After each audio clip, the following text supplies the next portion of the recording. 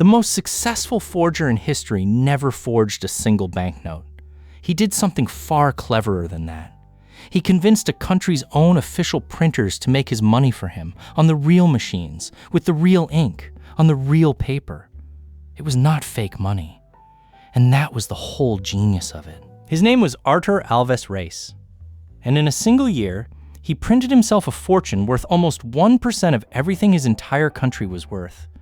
Real, spendable, flawless money that the national bank could not tell apart from its own. Because it was its own. Here is the idea at the very center of it. A banknote is not valuable because of the paper.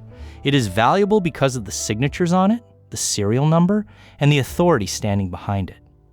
Reis worked out that if you could forge the authority, the money would simply make itself. Artur Alves Reis was born in Lisbon in 1896, the son of an undertaker whose business collapsed into bankruptcy. Young Artur grew up watching debt swallow his family whole, and he decided, very early, that he was going to be somebody important. He simply did not intend to wait to earn it. He wanted to be an engineer, but he had no degree and no patience, so he made one. He sat down and forged himself a diploma from a grand-sounding school he called the Polytechnic of Oxford University. It did not exist, and nobody bothered to check. On the strength of that fake certificate, he sailed to the Portuguese colony of Angola and landed a government engineering job. And he was, rather annoyingly, quite good at it.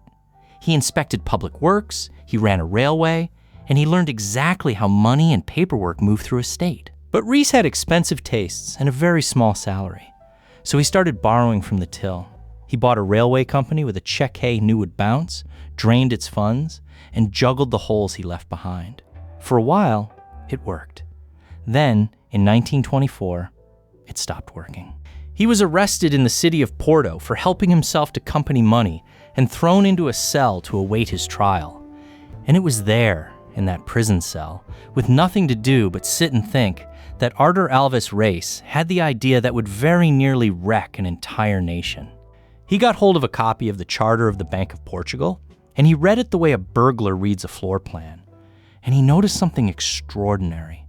The bank had already printed far, far more money than the law was ever supposed to allow, which meant there was no careful count. Nobody was matching every note against a master list. And, most important of all, the bank did not stamp a truly unique code on each note. Two different notes could carry the very same serial number, and both of them would look completely, perfectly real. Most forgers ask the same question. How do I copy a banknote well enough to fool people? Reis asked a far better one. Why copy it at all? Why not get the exact same company that prints the real ones to print some more, and simply never tell the bank? He walked out of that jail in 1924, released on a technicality, a free man with a finished blueprint in his head. Now he needed just one thing that could not be faked with a pen. He needed permission. So he forged it. Reis sat down and wrote out an enormous, official-looking contract. In it, the governors of the Bank of Portugal secretly authorized him, their trusted agent, to arrange the printing of a huge batch of banknotes in order to fund a secret loan to develop the colony of Angola. The secrecy was the masterstroke. It explained, in advance, exactly why nobody at the bank could be asked about it. This was hush-hush business of state. To ask questions was to be indiscreet. He built the perfect cover story directly into the crime itself. Then he forged the signatures of the bank's directors, tracing them carefully from notes he happened to have in his own pocket. He had the contract stamped by a lazy assistant notary who never read a word of it. And then he did the truly clever thing. He took his fat, official-looking document to 3 different foreign embassies and had it certified and stamped by British, German, and French officials. Each new stamp made the next official trust it a little more. By the end, the forgery was buried under a mountain of perfectly genuine seals. Now he needed partners with clean, respectable reputations to carry it for him. He recruited a Dutch businessman named Karel Marang, the brother of a Portuguese diplomat, and a shadowy German financier. Respectable men who could walk his forged contract straight through the front door. And that front door belonged to a printing firm in London called Waterlow & Sons. This was not some back alley counterfeiter. Waterlow was one of the most respected printers in the entire world. And most importantly of all, they were the very company that printed the genuine banknotes of the Bank of Portugal. Reis's respectable men presented the contract. Waterlow's chairman was deeply impressed by the official seals and the important names. He agreed to print the notes using the same plates, the same design, the same everything as the real currency. And he asked for no independent word at all from the bank itself. In early 1925, the presses rolled. Waterlow printed 200,000 banknotes, each one worth 500 escudos, each one carrying the portrait of the great explorer Vasco da Gama. Together, they were worth 100 million escudos, and every single one of them was real. Stop for a second and feel how strange this really is. There was no fake note to detect. The paper was correct. The ink was correct. The plates were the official plates. If you had handed one of these notes to the man who ran the Bank of Portugal, he could not have told you it was anything but his own. The notes were shipped back to Reis, often carried into Portugal in ordinary suitcases. And now he had a new problem, though a rather pleasant one. He had a mountain of perfect money, and he needed to spend it without anyone asking how a nobody had suddenly found a fortune. So he built a bank of his very own. He founded the Bank of Angola and Metropole, a real, licensed bank with grand offices, and used it to pour his notes quietly into circulation. His agents opened accounts all over the country with Vasco da Gama notes, and then withdrew clean, ordinary money. Money gushed out of him. He bought gold. He bought foreign currency. He bought farms, taxis, jewels, and grand buildings. In a poor and struggling country, Alves Reis suddenly looked like a one-man economic miracle. And people adored him for it. He was, without a single person realizing it, pumping a huge wave of brand new cash into a small economy. For a few dizzy months, business boomed. And the man behind the boom was a fraud, cheerfully spending money that the bank did not even know it had made. Then Reis reached for the most audacious move of the entire scheme. He decided to buy the Bank of Portugal itself. If he could quietly purchase a controlling share of the bank, then he would become one of the very people who owned it. And an owner of the bank could make absolutely sure that nobody ever audited those particular notes. He would be the fraudster and the investigator at the same time, standing on both sides of his own crime. He kept buying up shares, and he got frighteningly close. But remember the one flaw, the single thing that Reis could beat everywhere, except in cold arithmetic. Two notes cannot honestly share one serial number.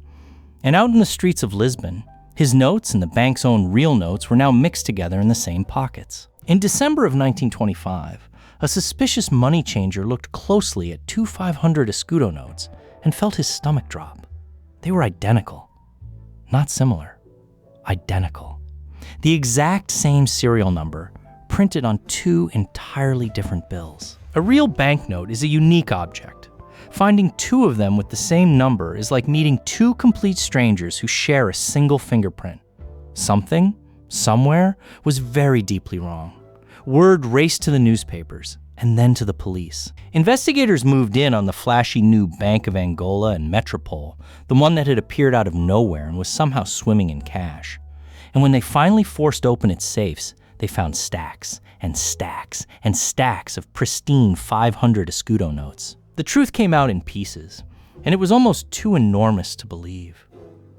The notes were not counterfeit. They were genuine.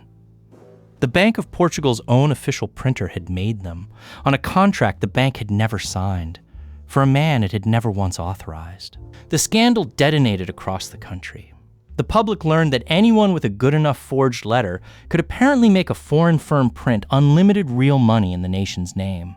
Faith in the banks and in the government that was meant to guard them simply collapsed. Portugal at the time was a young and shaky democracy known as the First Republic. It was already unpopular and already unstable. And the Alves Reis affair was exactly the kind of national humiliation that a fragile government simply does not survive. Within months, in 1926, the army seized power in a coup, and the First Republic was finished. Out of the dictatorship that followed rose a quiet finance professor named Antonio Salazar, who would grip Portugal in an authoritarian regime for nearly 40 years. Think about that for just a moment. A forger, working alone from an idea he had scribbled in a prison cell, set off a chain of events that helped topple an entire democratic government. not with an army, not with a single gun, with a contract and a printing order. As for Reis himself, he was arrested and, after years of legal wrangling, sentenced to 20 years in prison. The man who had briefly owned gold and taxis and half a bank now owned a cell.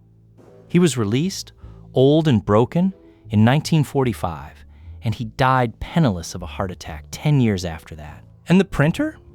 The Bank of Portugal took Waterlow and Sons to court in London, arguing they should never have printed the notes without checking with the bank first. The bank won. Waterlow was ordered to pay an enormous sum, and the respected chairman who had signed it all off was ruined. So here's the strange, unsettling lesson of Artur Alves Reis. He proved that the hardest part of forging money is not the money at all. Governments make that part beautifully, all by themselves. The hard part is the permission. And permission, it turns out, is just paper and signatures, exactly like the money it protects. He beat the ink, he beat the paper, he beat the plates and the printers, and very nearly the whole Bank of Portugal. Every single thing that he could not fake with a pen, he simply had someone real go and make for him. And in the very end, only one thing ever brought him down: a number, printed twice. In a scheme worth 100 million escudos, the flaw that finally finished him was that two little pieces of paper honestly, stubbornly, refused to be unique. If you want to see the exact opposite kind of con, a man who never printed a single thing but faked his way into being a surgeon, a monk, and a prison warden with nothing but confidence and a borrowed name, I have got that story waiting right over here. But tell me honestly in the comments, if a stranger handed you a 500 escudo note, crisp and perfect, printed by the real bank, on the real machines, with the real ink, and only its hidden twin could ever betray it, would you have called that money fake? Or would you have simply spent it?